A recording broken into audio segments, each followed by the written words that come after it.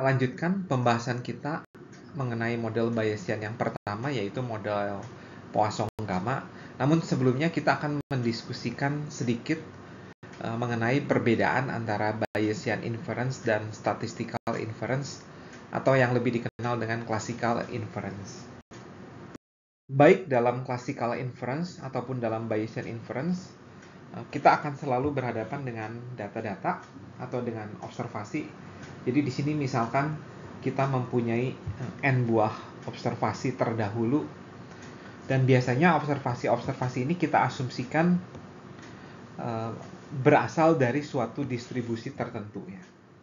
Nah, harusnya distribusi tersebut adalah fx, namun karena ada parameter, kita simbolkan dengan ini ya, fx bersyarat theta. Dalam classical inference atau dalam classical statistics, fxi bersyarat theta itu disebut dengan fungsi likelihood karena pemilihan theta yang terbaik akan memberikan likelihood yang terbesar gitu. Jadi theta yang tepat akan memberikan likelihood yang terbesar.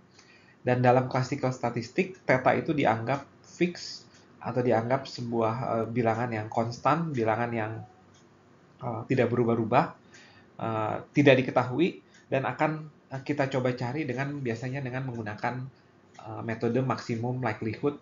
Nah, kita akan mencari theta yang likelihoodnya itu paling maksimum. Namun dalam Bayesian statistics, theta itu diasumsikan sebuah random variable, dan distribusi dari theta itu kita sebut dengan distribusi prior. Dalam classical statistics tidak ada istilah informasi prior ataupun kecenderungan mengenai parameter. Namun dalam Bayesian inference, informasi masa lalu atau pengetahuan terdahulu dapat menjadi faktor pendukung dalam perhitungan.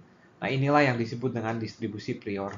Nah, setelah mendapatkan data, kita bisa mendapatkan distribusi update-nya yang kita sebut dengan distribusi posterior.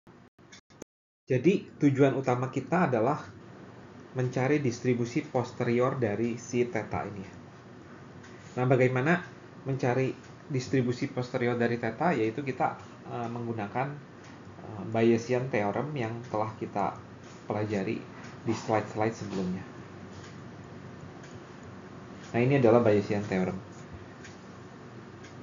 Jadi goal kita adalah mencari distribusi dari theta given ini adalah data ya, data.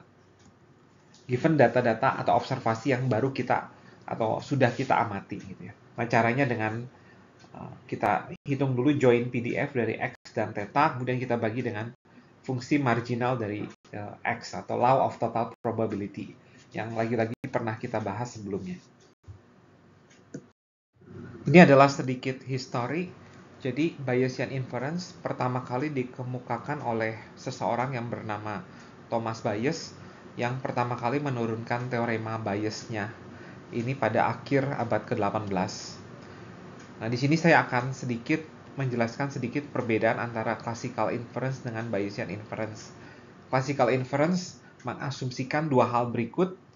Nah, jadi data itu berasal dari sebuah eksperimen yang bisa kita ulang sampai tak hingga kali dan berasal dari kondisi-kondisi yang sama.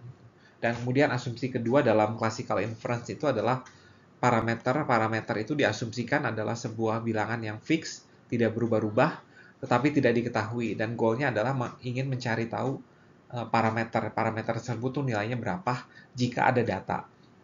Namun dalam Bayesian inference diasumsikan dua hal berikut. Yang pertama, data itu berasal dari eksperimen yang unik, ya, jadi tidak bisa diulang.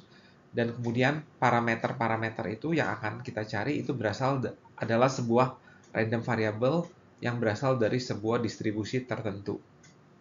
Nah, goal kita adalah mengupdate distribusi dari parameter tersebut setelah ada data. Jadi, tapi sebelumnya kita harus tahu tentang distribusi prior kita. Yang distribusi prior itu biasanya berasal dari informasi yang kita dapatkan sebelumnya, sebelum kita melakukan eksperimen ataupun pengetahuan yang kita sudah dapatkan sebelum mendapatkan data atau melakukan eksperimen. Nah, kemudian Bayes theorem atau Bayes formula akan adalah suatu cara untuk bisa melakukan update dari distribusi kita secara kontinu setelah ada data. Jadi itu yang akan kita lakukan.